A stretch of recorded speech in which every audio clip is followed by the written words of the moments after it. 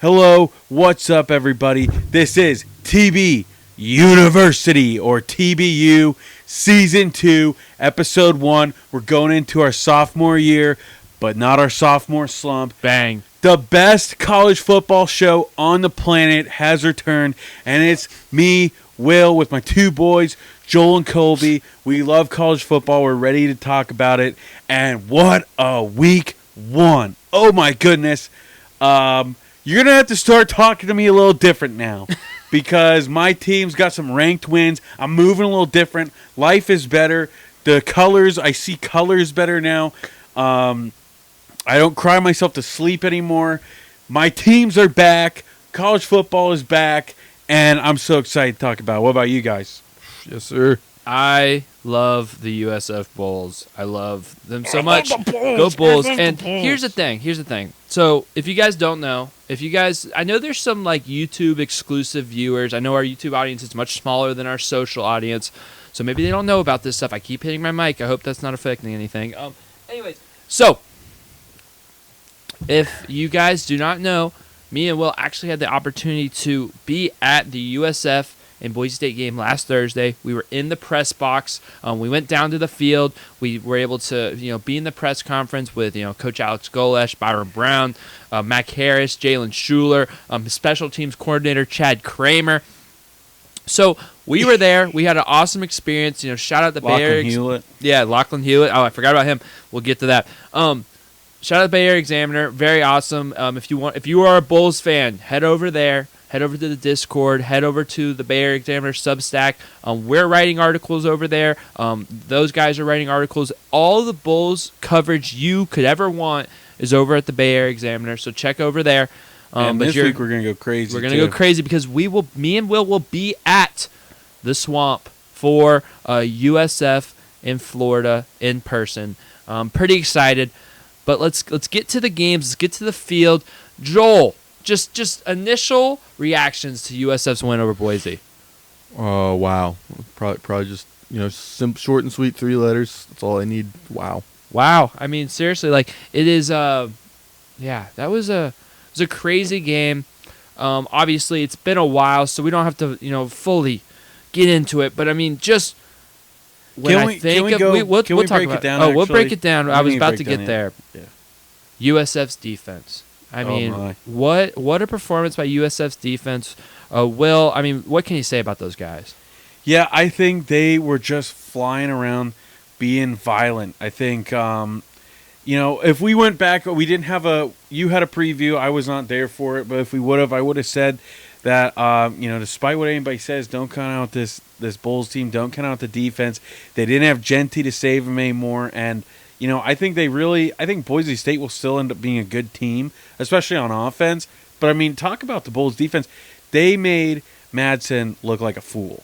I mean, he could not hit his throws. He was running for his life. The running game was almost non-existent. I mean, the defense completely shut down this Boise State offense. And you look at their scoring drives, I mean, it really was abetted by penalties. You take away some of those penalties, there's pass interference that put them on the goal line. You take those away. I mean, I don't know if Boise State's walking out with more than 6 points. I mean, maybe even less. I mean, they scored 7, so yeah. They barely. Yeah, I would say 2 field goals in 5 minutes instead of a touchdown. Yeah, no, for sure. Like I completely agree. The USF's defense was visceral. It was violent. It was mean. It was nasty. It was everything. I didn't know that was capable in the USF defense. I really didn't. And I think it started with the 2 guys in the middle of the defense. Your seniors, your graduates, Mac Harris and Jalen Schuler. Jalen Schuler, 14 tackles. Got a tackle for a loss, got a pass breakup in there. And then Mac Harris, he had 8 tackles. He had a forced fumble, rocked a dude on the first drive to set the tone. And, those guys were phenomenal. Mac Harris was on the PFF Team of the Week. Jalen Schuler was an American Defensive Player of the Week.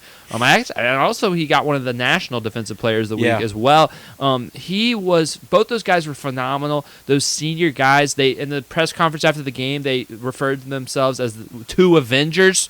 What was it? Thor and Spider-Man, Thor and Iron Man? Thor and Iron Man. They said that they were like if there was only 2 Avengers. But those guys were phenomenal. They set the tone for the defense, and it was just impressive to see a full hitting, defense. And we saw the fruits of the recruiting and the culture that Alex Golesh built at USF against Boise State. Yeah, I can't talk enough, especially about Jalen Schuler. I just you just watch the film and you watch how that guy seems like he can be everywhere on the field all at once. That's a thing that that I take away from the game is just where he was everywhere. It didn't matter where the ball was going. He was there. He was going to make his plays. It was like there was three of them. Three Jalen Schulers out there. I'm serious. That's somebody we're going to see on Sundays. I'm serious. We're going to see him get picked up by an NFL team. Levante David's getting old. Oh, man, would I love the Bucs to get him. I'm just saying. There's guys that stand out, especially in the group of 5 level. And if he has a season like in week 1, he's going to the NFL easy. Yeah, I agree. I think also you have to give Alex Golesh and the staff a lot of credit for this year's transfer class. You saw just some immediate transfers make impact in this game. We're talking defensively. You can't say enough. They don't have the stats like Mac Harris. They don't have the stats like Jalen Schuler. But the two guys up front, Josh Seleskar and Devin Lee, those guys in the middle of the defense, the defensive tackles, were nasty in there. They held Boise State to 3.2 yards per carry on the rushing attack. Obviously, no Ashton Jeanty, but Boise State returned 4 out of their 5 offensive line starters from last year. And, that gives, Jeanty a lot of help, or gave Jeanty a lot of help last season. You can't just, disregard what the offensive line did last year.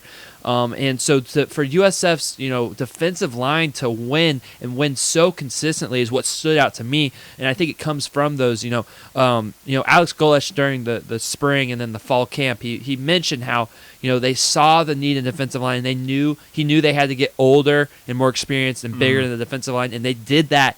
And those those people coming over, Seleskar, Devin Lee, Denard Flowers on the edge, those guys coming over seem to make a huge impact, and I think it's going to change the entire complexity of the USF team to have a good defense. Because when's the last time you can think of USF having an elite defense? I don't know if I haven't been as tuned into USF football, throughout my childhood as maybe I would have liked to be, but it's been a long time since USF has had a defense like this.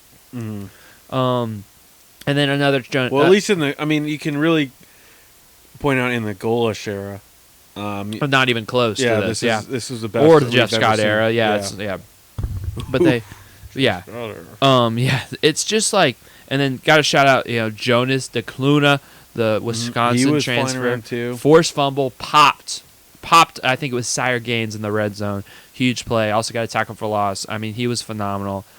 Just very, very impressive defensively. And then offensively, was a slow start, but it starts off with the guy under center, the guy number 17, Byron Brown. Talk about his performance. Well, yeah, we've seen him before. We missed out on him a lot last season with the injury. But I don't think anybody in that entire stadium or any of us sitting here were expecting that kind of performance. He was a monster. That's Cam Newton. I think that you said the best. That's Cam Newton. He just running dudes over. I didn't see that coming. He just was a freight train that couldn't be stopped. He was getting to the end zone no matter what. He had a phenomenal run, too, that was taken away by a questionable holding call.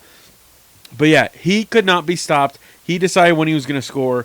Absolute just masterclass of a game by him. Still a little bit concerned about, some accuracy. There's a couple throws I'd like to see him make, especially coming up in this game. We're going to need him. But yeah, he just looked great. He was as advertised, and the hype was real. The hype was 100% real with him coming back from injury. And I think he blew me away. I expect him to be good, but holy smokes, what a performance by him. Yeah, no, he was phenomenal. I do kind of echo a little bit of your concern about the accuracy, but I do think Byron Brown did show me a lot through the air. Obviously, the runs were phenomenal. I mean, just him lowering his shoulder and trying to get hit in the end zone that first touchdown run. I mean, it's just he wanted hilarious. He wanted the contact. He said after the game he wanted to feel the contact to get back in the flow of the game.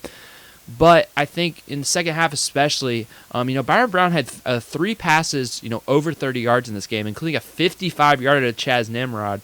I think that we saw the deep ball be effective, and I think that that effective deep ball is a huge part of USF's offense. Boise State was aggressive, man-to-man coverage, playing it tight. You saw it in the first couple drives. I mean, they're trying to throw the bubble screens. It gets blown up. They're tight. They were forcing USF to throw the ball downfield, and USF did it, and they did it successfully, and they were able to break those plays out.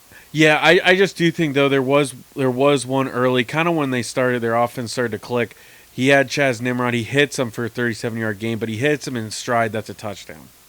He missed one too, on the left sideline. Yeah, he missed one. Yeah, right. Yeah, which could have been a touchdown as well. Mm-hmm. No, I agree. You want to get that, but again, he at least hit a couple in this game, which was huge against a good defense. And I think, Talking about Keyshawn Singleton too, man. I mean, obviously the fake punt heard around the world. If you guys don't know, where have you been? But the Bulls sneak on third-string quarterback Lachlan Hewlett. He throws a bomb, a 40-plus yard touchdown to Keyshawn Singleton. Keyshawn Singleton finished the game with 5 catches, 93 yards, and a touchdown. His sophomore year, finished last year strong. I mean, huge game for what I think is going to be a huge season for Keyshawn. Yeah, I think so too. And just looking at him, he looks like he's put on a lot of weight, got a lot more muscle on him. I mean, he just looks like a dog. Yeah, he looks like a SEC receiver. Yeah, he really is like a special talent. I'm excited to see him. And then Chaz Nimrod, I was really excited. I didn't know exactly what I was going to see from Chaz Nimrod. I didn't know, but 3 catches, 96 yard. I was obvious that's USF's deep threat. That's the guy that they're trying to take the top off the defense. Yeah, home run hitter. And he did his job, and that's impressive. The transfer from Tennessee. I'm looking for this game. Mudia Rubin, I think he could be an impact player, but I just very, very.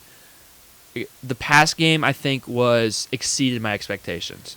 Yeah, it was solid. And then I think, unfortunately, the rush game was disappointing. I'm gonna pull this up. I think I want to get it correctly. So, USF, they ended up running for, where are we at? They ended up running for 117 yards, or 120. I don't know. They ended up running for 117 yards, but in the fourth quarter they had a 49-yard run that kind of skewed that number for USF. So stat I pulled up. 19 of USF's 27 rushing attempts against Boise State went for 2 yards or fewer.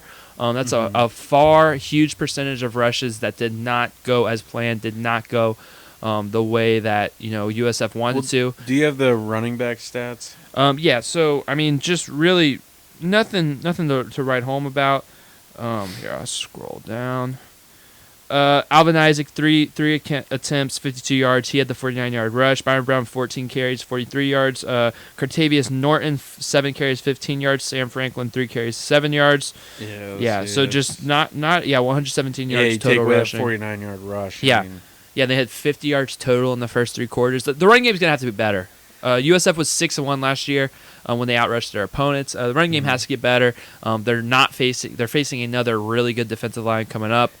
Just definitely going to need the rush game to get better. Yeah, and I think it starts with the O-line. I'm a little concerned with your interior, your 2 guards, and your center.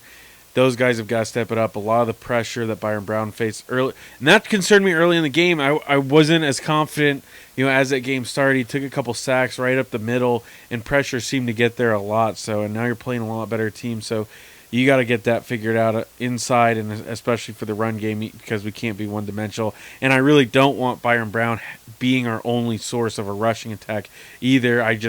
You don't want him to take that many hits. It's fun to see, but oh man, I mean, I can't have him go down again. Yeah. USF's gonna need to get the running game going. I think they will. Alex Golish said that he had to kind of change his philosophy at halftime for play calling. I think if we see a little bit of a change philosophy, I think USF will be able to maybe establish the run game a little bit earlier against UF.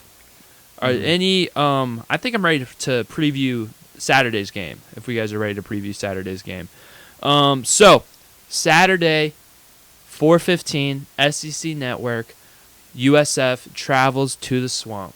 90,000 fans, sold out crowd against Florida Gators. They're ranked number 13th in the land. USF is not ranked. Got 25 or 26 AP votes, but not ranked. 25. So they're not ranked, but USF coming off a big win is looking to get a ginormous win.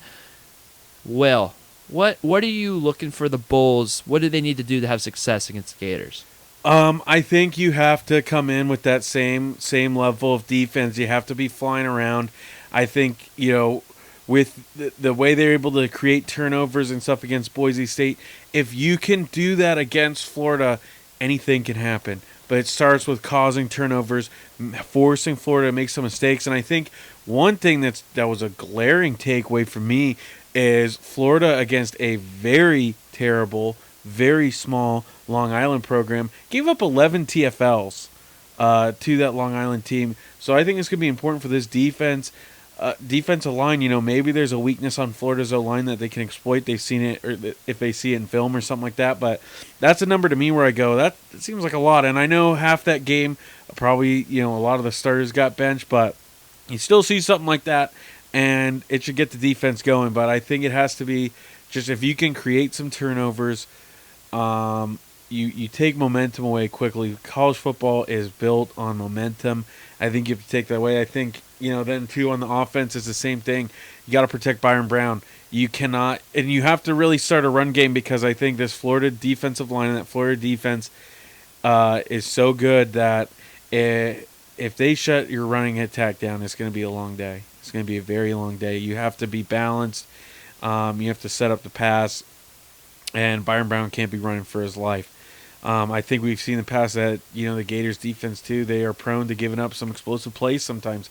So I think, and I look back at that Alabama game last year with USF. Miss opportunities. You can't miss opportunities like that. There were so many times Sean Atkins got behind that defense and Byron Brown missed a throw. If you get an opportunity like that against the Gators defense, you have to exploit it. You have to make the most of it. So that's my keys for getting out of the swamp alive. Joel? They're going to get hit hard to start. How are they going to rebound on that? If they just kind of sit back and say we're not a team that can face something like this, it'll be a long day. But if they somehow muster up the underdog story to take on a team like the Gators, we might have ourselves a game. I agree. I think, Will, you mentioned it. I will piggyback off your point, Will. Turnovers are key. Obviously, USF, forced 3 fumbles. Pretty crazy because Boise State only fumbled and lost the ball 5 times the entire season last year, and they did it 3 times in their opening game against the USF. USF last year, they were actually 8th in the nation, forcing 2 turnovers per game, 8th in the whole FBS. So USF's ability to force turnovers has been a huge key for their defense, last year, in the first game of this year, and it's going to have to continue. You really can't lose the turnover battle and win this game. I just don't really see that happening. I think you want to see you got to at least win the turnover battle, and you might need to win it by multiple turnovers to come out of here with a win. Defensively, I think you're going to see a lot of similarities scheme-wise and philosophy-wise from Florida to Boise State. Both teams are, a run-first offense. They want to establish the run. Obviously, Boise State lost, Ashton Genty, but they were trying to establish Sherrod and Sire Gaines in the rushing attack. And Florida's going to do the same with Jaden Baugh, Jacoby Jackson. Those guys, Jaden Baugh, he averaged over 11 yards per carry last week. I understand, terrible team, FCS school. But again, Jaden Baugh did this against Ole Miss. He did this against LSU. He did this against SEC teams last year. He's a really good back. Jacoby Jackson's a really good back. Florida is going to try to establish the rushing game. And then they're going to try to establish the play-action pass off the rushing game, and that's where DJ Lagway succeeds. I mean, he was one of the best deep ball throwers in the entire country. Here, I have this pulled up. He was DJ Lagway completed 63.8% of passes that went 20 yards or longer in 2024, and he had 12 completions of 40 yards or more last season. But If you can shut down that deep game, DJ Lagway has shown to struggle in the short and intermediate. He had 9 interceptions last year. So USF, they only gave up, they didn't give up, USF only allowed 3 completions of 20 yards or more against Boise State, and they did not allow a single one over 40 yards. So their corners were good. I was very impressed with Deshaun Rucker, Jarvis Lee, James Chenault. I was impressed with those guys and how they played against Boise State. So if they can shut down the play-action pass and do a similar job against the run, I think the USF's defense will have success. However, my biggest concern in this game is USF's offense, and therefore USF's offense bleeding into their defense. Very, very concerned with the lack of rush game from USF against Boise State. They will not be able to consistently go 3 and out, consistently not sustain drives, and win this game against Florida. It's not going to happen. I don't think they'll be able to hit as many explosive plays against Florida. I think they caught lightning in a bottle a little bit first game. You're going to have more consistent ball movement to win this game, and I think it starts up front. Starts up front with the offensive line. There's some injuries. Derek Bowman, Josh Schrader. These guys are out on USF's offensive line. Probably will not play. We'll have to see. But these guys have to get a better push. And I think it also comes down to Alex Golesh. Can he create some explosive runs? Can he create some misdirection? Can he just create some bigger runs? I don't know. How do you feel? How do you feel like Alex Golesh's game plan offensively going into the game? Well, I think, you gotta. I think some kind of throwing an option in a little more. I think is going to help. I know they were really trying, and sometimes screens can be kind of the next step of your run game. Short yard passes, but they really weren't there. I'd say run an option with Brown. I think would work out a lot. I still think I would say the game plan wasn't necessarily bad or great. I think Byron Brown just made a lot of things look good just because of how well he played. But I think you got to limit the screens. You can't. I don't think Byron Brown gets the ball out quick enough to do a successful screen. He takes too long to throw the ball. I agree. I think, but I just think too with how quick their tempo is, especially against Florida, you can't start out screen. And I saw with Boise State early, it was kind of like first play screen, second play handoff inside, no game. Then it's already 3rd and long, and it's a pass. You obviously know the pass is coming, and we saw that at least to start the game against Boise State. You do that stuff against Florida with your tempo, it's going to be a long afternoon. Yeah, tempo. That is the word that I am very interested in because I think if you've listened to the podcast, you know my thoughts on the USF tempo and the amount they use it and the length of their drives. However, I think tempo is your best friend against the Florida Gators defense, a defense that's going to be a little bit bigger, a little bit more athletic, a little bit more physical. The tempo is going to be your friend, and what you need to get the tempo going is you need to get the first down. What I mean is the drive starts. The only way tempo is effective is if you don't go 3 and out. You have to get that first down. How can Alex Golesh create these first downs? Will he be able to, throw some creative screens, some short passes? Will the run game work? Will a read option or a pitch, a speed option? Will stuff like that be able to help the Bulls get a first down and then get into their tempo where they can get to that running plays where Florida's a little bit on their heels and then they can push them back. That's the key in this game. I think it's the biggest key for USF's offense, which in my opinion makes it the biggest key for USF because I feel good about their defense. I am scared about the offensive productions against Florida's defense. Can they get the first down, and can they get that first down to get the tempo going to get Florida on their heels and use that tempo to their advantage? Are we ready to predict this game, fellas? Yeah. I think so. Yeah. Joel, I will start with you. What do you feel? I mean, you know me. I have no ties to any of these teams, so I'm just gonna say what the heck. Bulls win 27-24. Wow. I'm probably wrong, but come on. Let's clip it. All right, let's clip it. There you go. Jarvis clipped that. Will, I'll let you go last because I have a feeling what you're going to go with.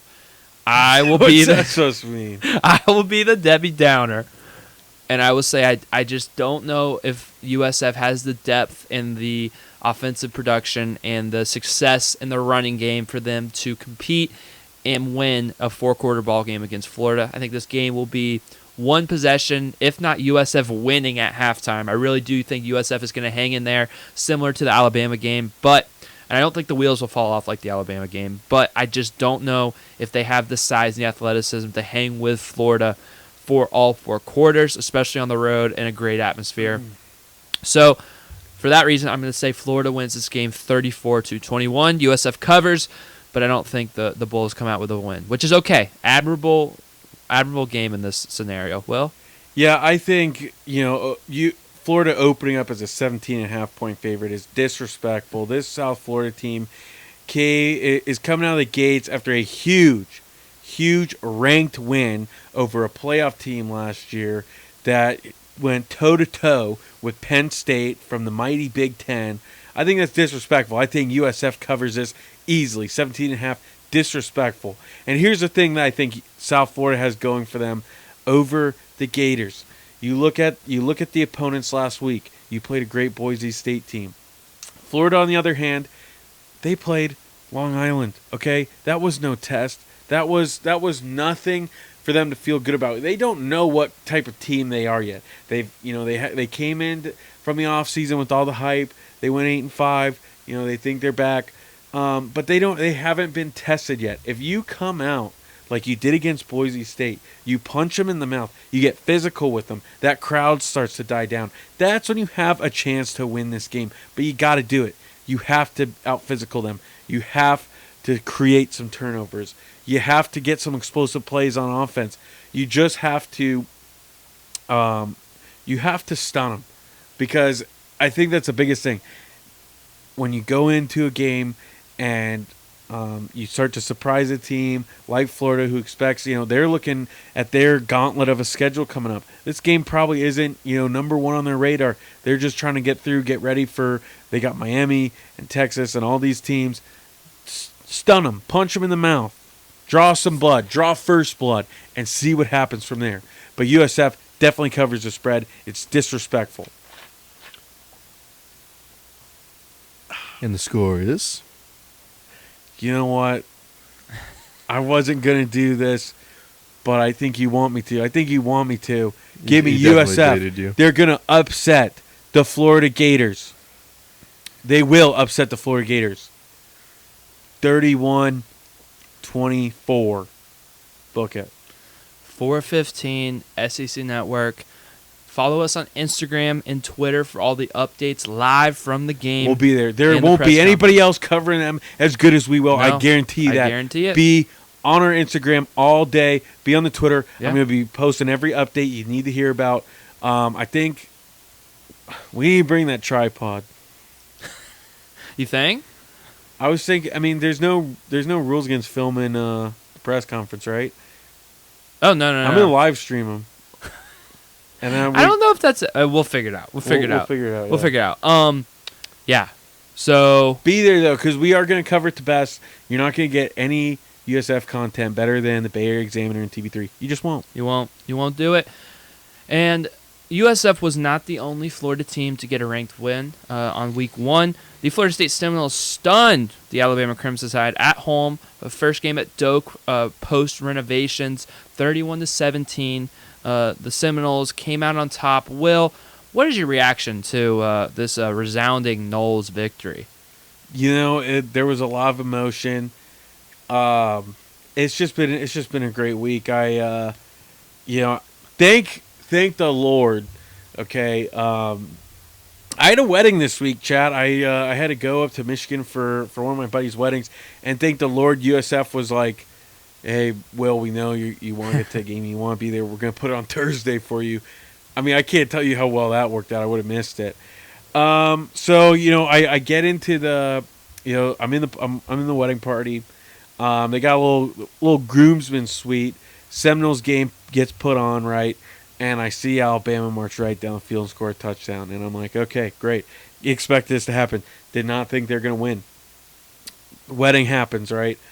I leave. That's the last thing I see is Alabama going up 7-0. So the wedding happens. Take photos. Come back. I was like, I was sick because I was like, it's gonna be 21-0, something like that, and they're up 17-7 going in half, and I was like, what in the world is going on? Then I get another glimpse of it. They're up 24-7.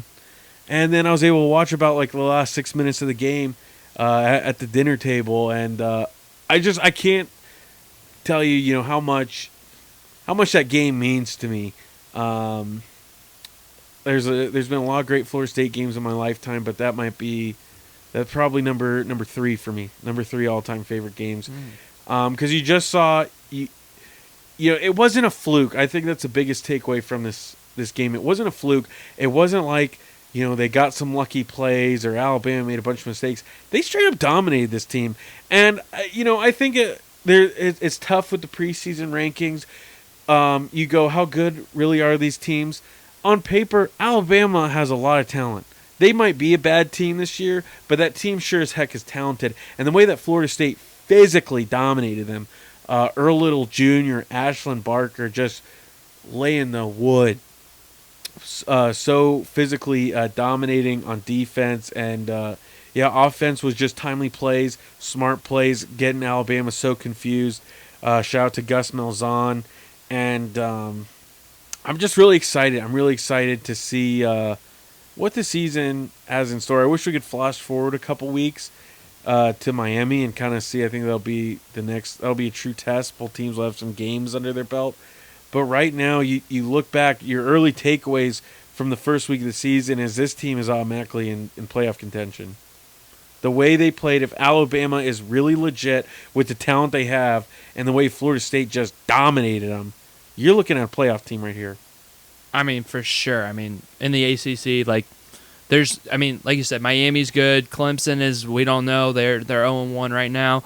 And then the drop off. I mean, SMU is solid. There's some solid middling teams, but I mean FSU, with the budget, with the name recognition, with the talent that they have, I mean, they really should be a playoff contender in every single year. And I mean, I, like Will, was pretty stunned with the domination by FSU in this game, especially in the trenches. I mean, I think Alabama did have one defensive lineman out, but I really expected Alabama to be able to move people inside, whether it was offensive line, whether it was defensive line. Like, I really expected Alabama to dominate inside in the trenches, and that did not happen. Well, FSU, you got 3-star true freshmen Mandrell and Darryl DeSer dominating Kalen Proctor. That guy's going to be a first-round pick. He is. He could be a top 10 pick. Like, I completely agree. It was stunning for me in the trenches. Like, I didn't know. Like, I think I would probably have given the quarterback edge slightly to FSU with Tommy Castellanos, and I think he looked really, really good. But FSU really gave him the luxury of him not having to do too much in this game, because the rest of their team looked far better than what I thought they would look like. I thought Gus Malzahn and Tony White, along with Mike Norvell, did a phenomenal job on both sides of the ball. I thought they did a great job. It seems like they've definitely hit on those hires for offensive coordinator and defensive coordinator. But yeah, I was just really, really stunned just to see that. I know you guys know that I am not an FSU fan. I was actually amongst a bunch of FSU fans watching this game on Saturday, and I was kind of expecting to kind of like see them be all depressed and kind of like be a little bit happy about that. I know that maybe makes me a sick person, but like I was kind of hoping to relish it a little bit. I wasn't going to be obnoxious, but I was going to silently be like, "Oh, these people are so upset right now. It's going to be funny." And that's not what happened. It was a party. It was a party for the FSU fans because the team put it to Alabama. And quite frankly, Alabama's going to have to do a lot of soul searching to be a legitimate team in the SEC. And they did not look good, but FSU looked really good. You got to give them a lot of credit. Yeah, and this is the thing, and this is what really bugs me is, and this is why, Chad, if you're listening right now and you love Florida State, please like and subscribe so we can afford to send me go cover it, because this is the thing. It's 2 years now where we look at last year, and you have all the insiders, everybody saying this is going to be another playoff run for Florida State. They're going to win the ACC, and they go 2-10. This year, it's the opposite. Everything I've seen, it was this team is thin. They have no depth. They aren't big up front. They aren't good up front.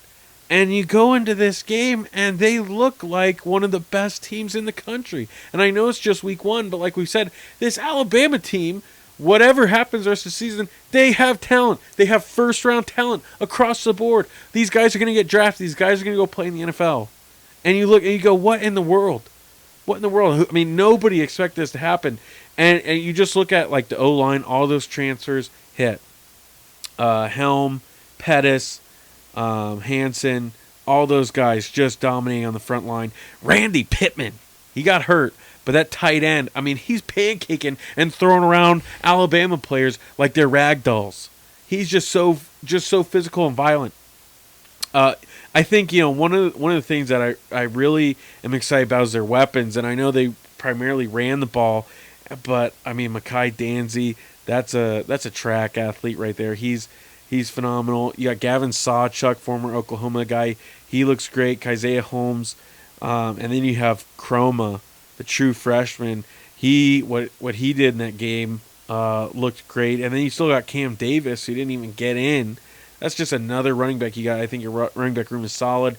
Deuce Vaughn, Squirrel White. I mean, this team I'm really excited about. I'm really, really excited about. They got the weapons, and the defense just looks great.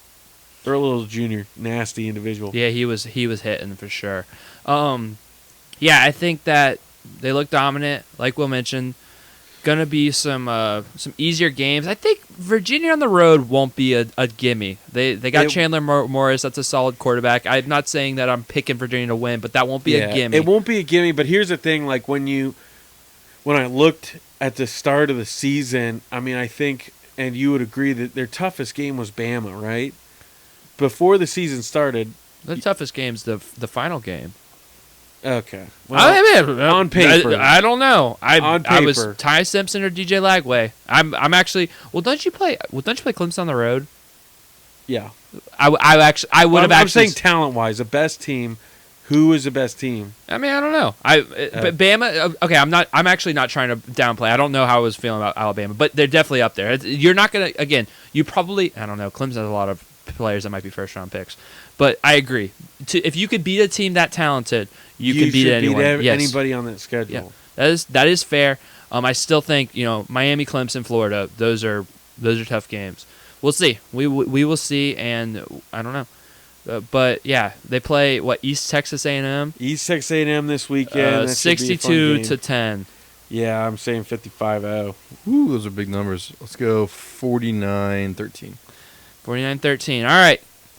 Before we go, we'll just kind of rapid fire some good games. Yeah, a lot of people complain about weeks like this, but you really have to get into the weeds. This is ball knower weeks. Yeah, this is ball knower weeks, and there are some good games. There are plenty of good games out there that I think have a lot of meaning and a lot of value to the season.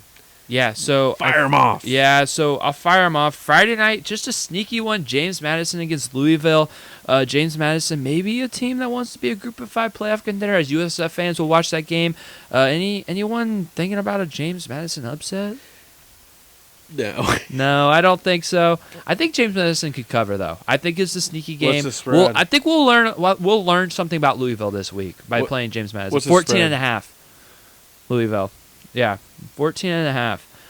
And then we get to Saturday. One of maybe my favorite game of the weekend, honestly. Illinois goes to Wallace Wade Stadium to play Duke. I completely agree. I think this is the best game. This is a other than USF Florida. This is the best game of the weekend. Hey, good job, good plug. Really excited though. I think I'm going to go Illinois. I'm an Illinois believer, but it's going to be tough. I think this is going to be a slug fest. Yeah, I think it's going to be it's all going to be about defense in this game, but I do like what Manny Diaz is doing at Duke. They got Darian Mensah. We saw him at Tulane. I think I'm going to take Illinois slightly, but this could be a 13-10 game, overtime, something like that. I think it's going to be, a battle of defenses, but in a fun way. You're going to see a real physical football game. Yeah. Who you picking? I don't know. Fair enough. A battle for the Cy-Hawk Trophy. We got Iowa versus Iowa State. Talk about defensive and ugly. This game's always ugly, but I'll take the quarterback. I'll take Rocco Beck. Look good against Kansas State. It's home. I'm going to take Iowa State at home. Give me Iowa. Wow. Give me Iowa. It's one of those games where you just think, nothing's going to stop Iowa State, and then Iowa just has a classic defensive performance. Playing a rivalry performance. game that early in the year? Yeah, those out-of-conference ones, yeah. Crazy. I'll go Iowa. Iowa. Wow, 2 out of 3 Iowa. I wouldn't have thought that. Baylor at SMU. Big game for Baylor. Baylor. Dave Aranda could be on the hot seat if you don't win this game. Yeah, you already lost last week to Auburn. I was disappointed in Baylor. I thought Baylor was going to win that game. I thought they were going to do better. I mean, they lost by 2 scores? Yeah, they got handled. Yeah. They really did. And after a lot of hype saying that this, they could sneak into the Big 12 championship, maybe even a playoff spot. This is your season right here. You lose this game and basically you can kiss anything goodbye. But I think SMU is, I think they're still a solid team. I got SMU in it. I'm going to take SMU as well at home. I will go Baylor. All right. Dave Aranda's a weirdo, dude. He's a certified weirdo. Freak. Another one I am excited to watch. Kansas at Missouri. Another rivalry game, 3:30. Big 12 rivalry. ESPN 2. I'm going to go with my SEC bias, with my home team bias. I'm going to take Missouri.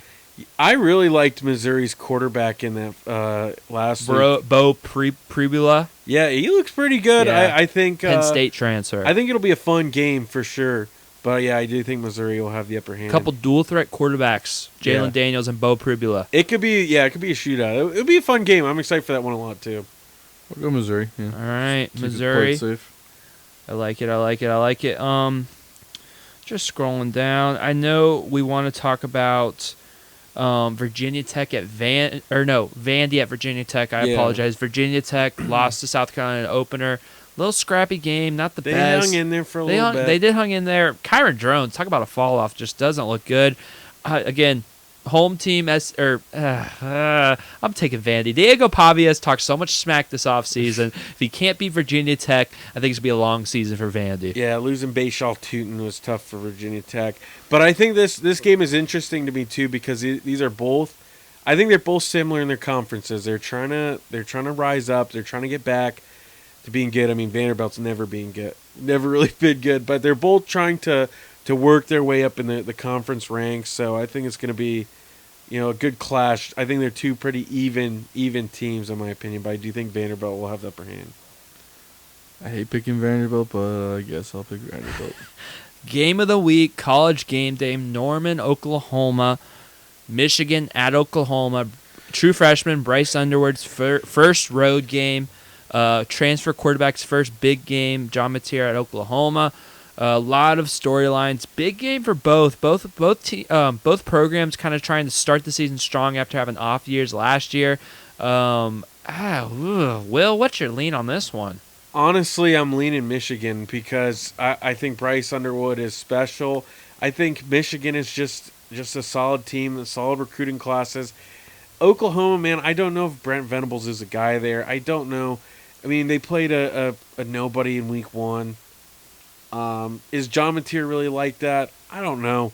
And I don't know if, it's not really going to be some tough environment. I mean, no offense to Norman, Oklahoma. Hey, don't get loud. That's a legit stadium. It's a big stadium, but it's not that Michigan hasn't played in. I just think Michigan is a more experienced team.